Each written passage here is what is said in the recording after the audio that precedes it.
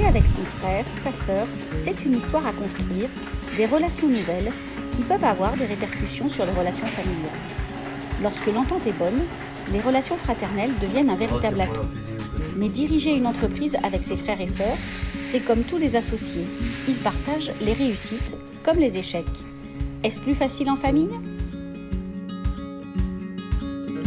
La première, c'est qu'il y a une multiplicité des rôles.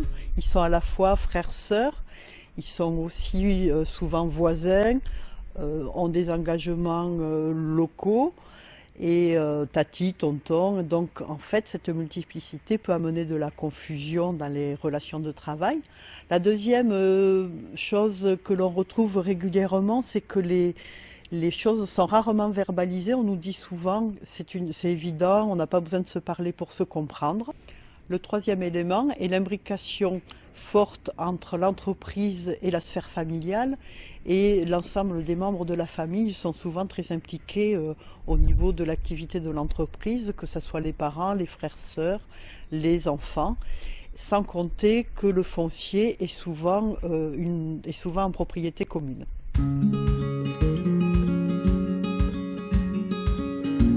Une des questions clés à clarifier dès le départ est de savoir quelles sont les motivations à s'associer avec son frère ou sa sœur. Selon les situations, les motivations, les envies peuvent être très variées. Là, on s'est installé en 86. Le GAEC a été constitué. Constitué le GAEC. Entre-temps, on avait demandé, notre soeur était venue faire un stage pour avoir de connaissances, pour savoir si ça lui plaisait ou pas. Ça y a plu, elle a fait un BPRA. Elle s'est installée avec nous et elle a remplacé notre oncle. Donc en 96. On a été toujours 3. Après, on s'est associé avec Pierre de notre exploitation, un peu plus éloigné. Et quand il est rentré, notre soeur est sortie du GAEC.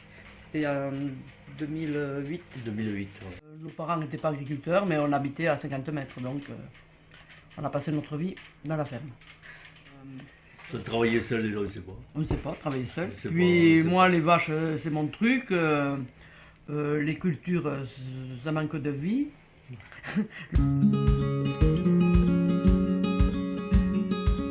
Mais, on a déjà le minimum vital, disons, minimum syndical qu'on appelle, qui déjà nous prend un bon... On finit à 11h. La matinée, quand même. Après les gros travaux, ça on le décide. On essaye de le caler. On essaye de le caler, puis après il faut y aller. Oui, très organisé. Oui, le minimum syndical, oui, ça on est très organisé. On essaye, on note sur un tableau les réunions, les rendez-vous qu'on peut avoir pour pas oublier, parce qu'on commence à être vieux et une mémoire défaillante. Et puis bon, pour que ça chacun, quand on passe, on a l'habitude quand on passe devant le tableau, on tourne la tête systématiquement pour regarder. Ouais.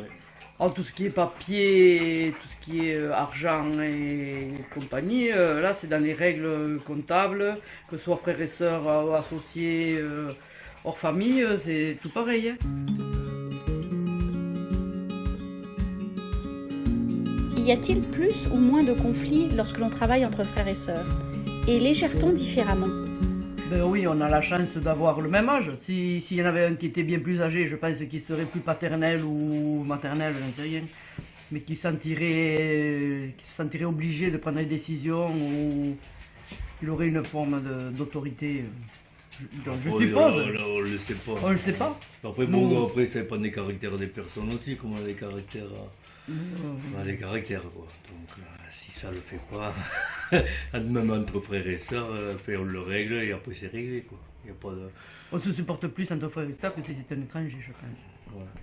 Pour prévenir et gérer les difficultés dans les relations de travail entre frères et sœurs, il y a deux aspects importants. D'une part, c'est l'organisation du travail qui doit être explicite pour que chacun puisse s'y retrouver au quotidien.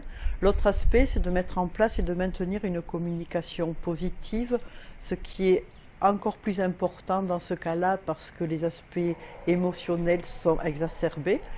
Et ça veut dire de faire parler les cœurs et de pouvoir revenir sur des choses qui ont été vécues au sein de la famille, parfois heureuses et malheureuses, pour pouvoir avoir de vraies relations professionnelles.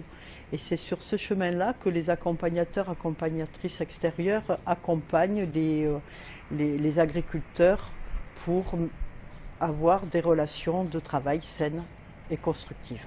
L'Association Tarnaise pour le développement de l'agriculture de groupe vous propose conseils et accompagnement de projets collectifs agricoles, des formations en communication, en organisation et en fonctionnement de groupe. Et si nécessaire, de la médiation.